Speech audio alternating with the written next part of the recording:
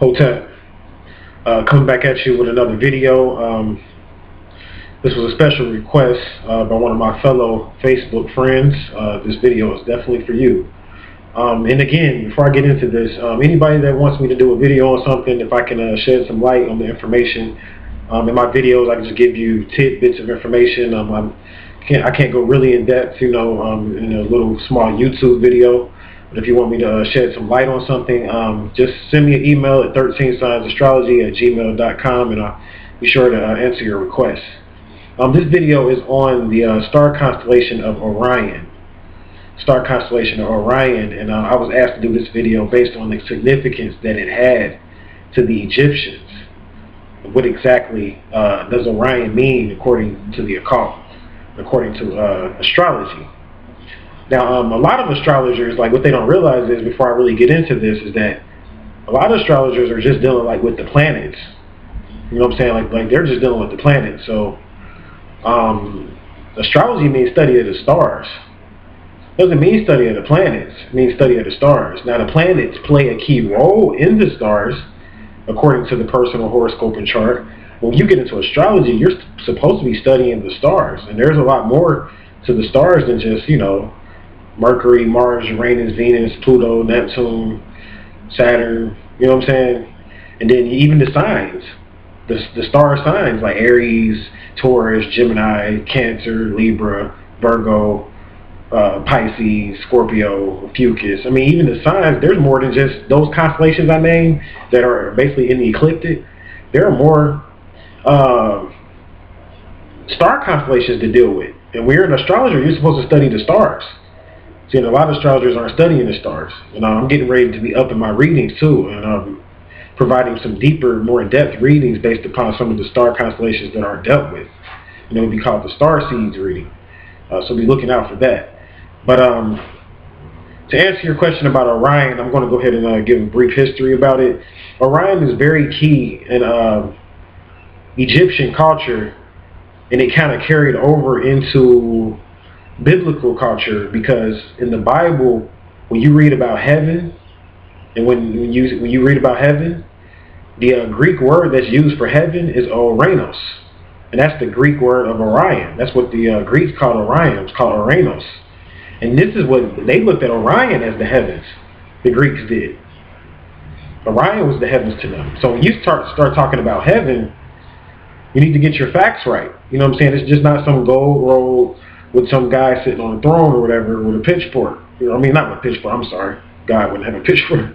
But that's the devil that has the pitchfork. But sitting there, with a rod, a gold rod, like, I'm the king. Like, no, it's talking about Orion, where a group of beings are from. A group of beings are actually from Orion, but I'll get more into that later. Or not really in this video, but that's for another video. We're just getting into, I'm not dealing with extraterrestrials in this video. So, yeah, as far as your religious heaven concept, you're speaking about Orion. This is what you're literally speaking of if you learn to read the Bible in its original languages, dialects, and tongues. You'll learn that Orion is the heavens. Why is Orion the heavens? Now, that's the next question. Orion actually was the heavens to the Egyptians, because this is why. When like when we deal with the spring equinox, and during the spring equinox, certain constellations are rising during the spring equinox. Well, at the time that the pyramids were built, which proves that the pyramids are older than Khufu, keep in mind, at the time when the pyramids were built, the constellation of Orion was rising. That's right, the constellation of Orion was rising.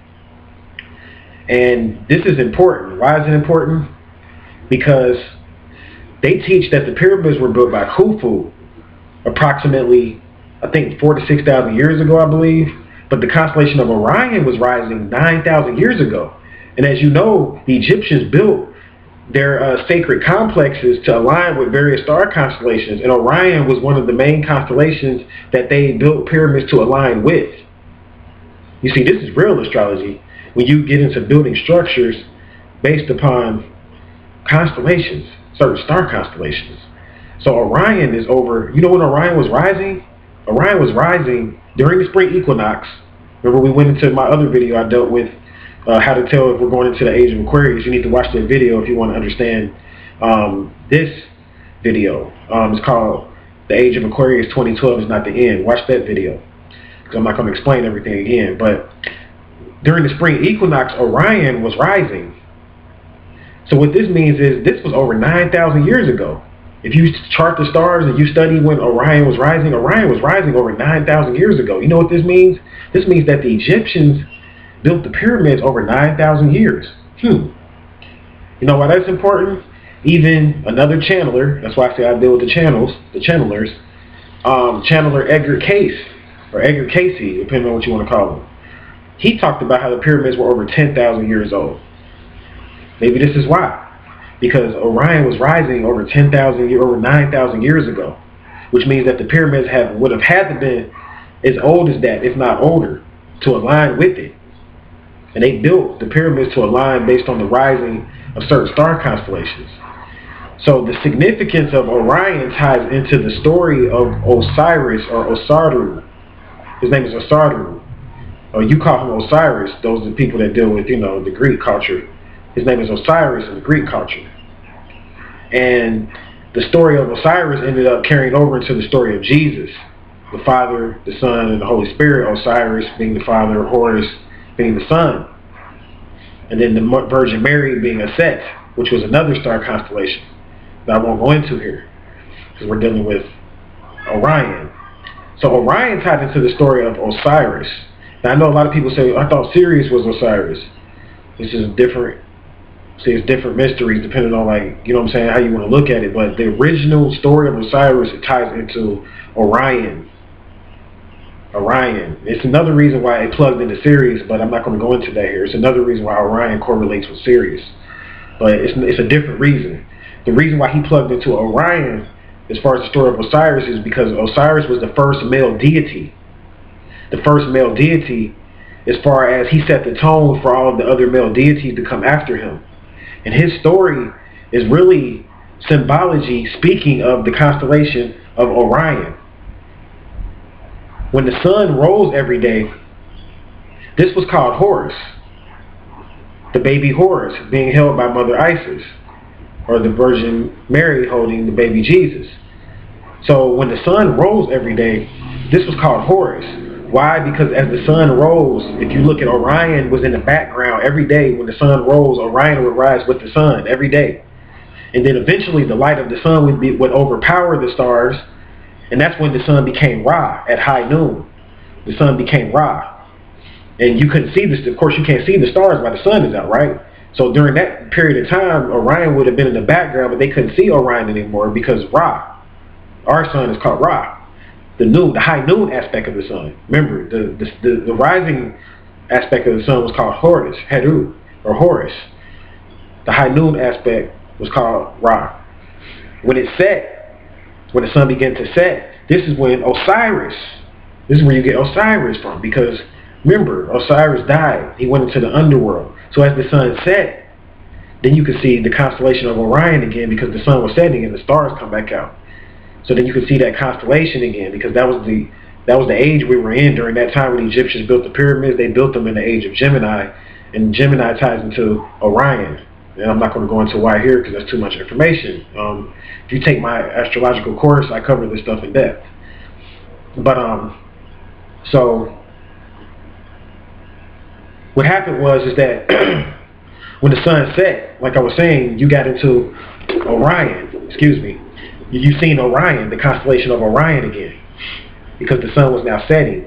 So this is where you get the story of Horus, Ra, and Osiris, how they correlate, because these are different degrees of the sun. Now, it's another layer to this story, because remember, each story is different degrees of information. So it's another reason why Osiris got his name, which ties into Orion, because at some point, as you know, the sign that's rising during the spring equinox, as the ages progress, which is called the precession of the equinoxes, as the ages progress, the sign or the constellations that are rising begin to fade. They don't rise as high. They begin to fade because we're going into a new age. So the Orion star constellation began to slowly sink into the underworld every year. So eventually it was high. Starting out, you could see it. The star constellations were high every time. Like during the nighttime, you could see the constellation of Orion. It was beautiful. But then over time, it began to, well, as far as on the ecliptic, it began to set. It get lower and lower and lower and lower and lower. And this is where you get the story of Set or Satuk killing his brother Osiris, which is tied into Orion because the new age or the age of Orion was ending and it was setting. And this is when you deal with the god dying. You see, the gods were considered immortals. I'm going to do a video on immortals. The gods were considered immortals, but even immortals die. Male deities die. Female deities don't die, based on the star constellations that they deal with. And I won't go into that either here. And I'm sorry to keep saying I won't go into this and I won't go into that, but there's so much information when you deal with like different star constellations because they like kind of correlate. And I can't cover everything here. But the females, this is why the female was worshipped as the matriarch in ancient cultures, because the female star constellations never died. But the males deities and star constellations eventually died. Patriarchy. It eventually dies. It has a time and it dies, but as far as the female, she's eternal, infinite. Her star constellations never die. And there's certain star constellations that correlate with the female. So Orion eventually set, and a new constellation rose, which was the son of Orion, which is the constellation of Aldebaran. Aldebaran became Horus on a different level now. This became Horus based on, I don't want to confuse you, Aldebaran, because remember, each deity has different levels to him. So Horus has different levels. Yes, Horus is the rising sun in 1 degree.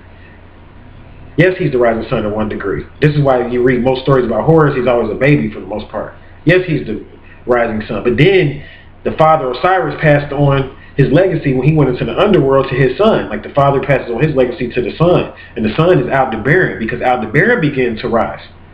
And this is when they seen Aldebaran, the star constellation of Aldebaran. And this is when we went into the Taurian age, or the Taurus age. So this is thousands of years later. This is when we went to the Taurian age. So that's basically the mythos aspect behind Osiris and what the Egyptians view, why they came up with the story of Osiris, and what exactly it means in relation to astrology. Because the Egyptians were astrologers now. All their information was based on astrology. This is why you need to get into astrology to understand the mythos of ancient Egypt. Forget the extraterrestrial stuff, even just dealing with the astrology. I mean, the extraterrestrial stuff ties into it. I'm not saying forget it. For those of you that know, but I'm saying a lot of people don't want to really deal with the extraterrestrial stuff, which is cool, but you still need to deal with the astrology stuff, because this is how you chart your history, based upon the stars. You trace yourself back. We trace ourselves back to the stars. Now, the last piece of this video, I'm going to cover the four main,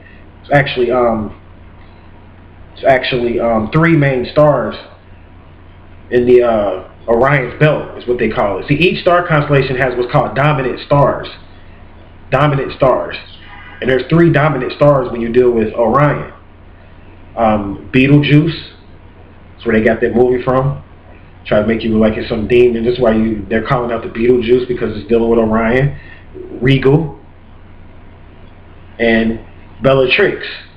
These are the 3 main stars of Orion's belt. These are the dominant stars in Orion. Now, there's other stars in Orion, in the constellation of Orion, but these were the dominant stars, meaning they're the brightest of the stars. Actually, Regal was the brightest star in Orion, and Betelgeuse was second, and Bellatrix is the 3rd brightest star. Now, each star has a meaning attached to it. Has a meaning attached to it. So when you deal with Betelgeuse represents success. Ultimate success, like fame, like boom, like if you got Betelgeuse in your chart in a certain angle, depending on where it's at, you're going to be like successful out this world if it's in a certain aspect of your chart. Now, if you want to get more into that, you need to send me a personal email if you want to know.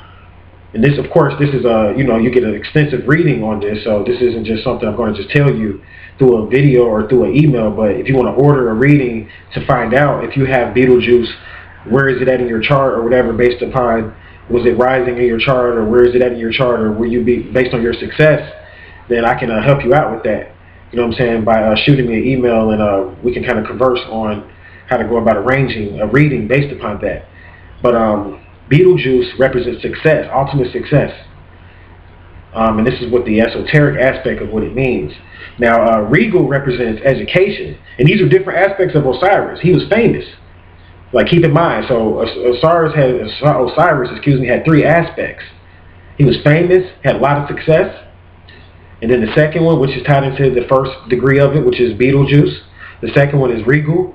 He was an educator. Osiris was an educator of the gods in his heyday, and regal represents education. So those that have regal in their chart in certain angles are supreme educators. I mean, we're talking supreme educators. And the last aspect was Bellatrix. Now, Bellatrix deals with success, but it's success with a price.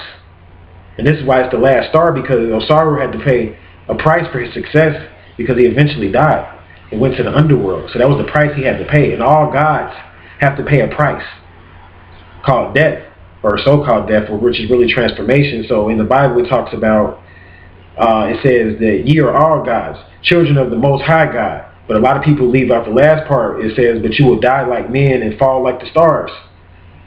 That's where they got that from. They got that from the star constellation Orion. They got that from the star constellation Orion, and they got that from the story of Osiris, which ties back into the star constellation Orion and the three main stars, dealing with success, education, success as an educator, and then finally Osiris died, which was the price that he had to pay for his success. And this is where you get the 3 degrees of the 3 main stars of Orion, which are Betelgeuse, Regal, and Bellatrix from. So I hope this helps in revealing information about Orion and exactly what Orion means according to astrology. And this is just brief. I mean, I can go more in depth. You know, if you are interested in this, shoot me an email to order a reading where I chart these stars for you if you're interested in this. But remember, there's many fixed stars, and there's many. I'll be doing a lot of videos really soon on the different star constellations, not just because an astrologer deals with the constellations, not just the planets. The planets mean one thing. When you get into the constellations, you can really pinpoint some stuff. This is how you track down star seeds.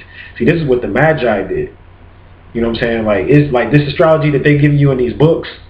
As far as like you go to these different bookstores and they're giving you like this lower level type astrology where it's just dealing with the planets, the main constellation. They don't even tell you about a fucus. You see, they don't even tell you about that. You know what I'm saying? But I was like charting a fucus a couple years back. Well, I mean, as you know, if you visit my website, and so yeah, I mean, the information's out there, but I'm just saying, like, you got to really dig for it. And most people, they're just getting these books about astrology from like Barnes and Nobles and stuff, and they don't have this type of stuff, this type of astrology that we're dealing with here at 13 Signs Astrology. And we do have some up-and-coming astrologers that are going to be coming at you with some even more powerful information really soon. It's not just me. I mean, yeah, I'm the front person, but it's a group of us in the background. We're going to be really going deep into this astrology, but this is the type of astrology that like Nostradamus and, you know what I'm saying, like Plato and them, they dealt with this type of astrology. You know what I'm saying? The Egyptians, they dealt with this type of astrology. Like, it was dealing with the stars. It's not just about some planets and, you know, some star constellations that's out there, and then they got those charted even wrong. They don't even know what those, like, a lot of people can't even tell you the main dominant stars in each constellation. You can't call yourself an astrologer unless you know these things. So I hope this helps. For more enlightening information, please visit my website, 13signastrategy.com. I thank you for watching, and I'll leave you in peace.